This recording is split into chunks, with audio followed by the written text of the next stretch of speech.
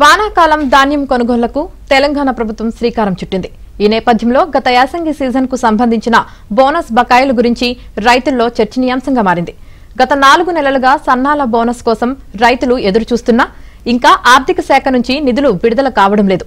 మరోవైపు మళ్లీ ఖరీఫ్ కొనుగోళ్ల సీజన్ ప్రారంభమవుతున్న నేపథ్యంలో 2 సీజన్ల బోనస్ డబ్బులు ఒకేసారి చెల్లిస్తారా, లేకపోతే యాసంగి బకాయిలు అలాగే ఉంచి ప్రస్తుత వానాకాలం బోనస్ చెల్లిస్తారా అనే ప్రశ్నలు తలెత్తుతున్నాయి.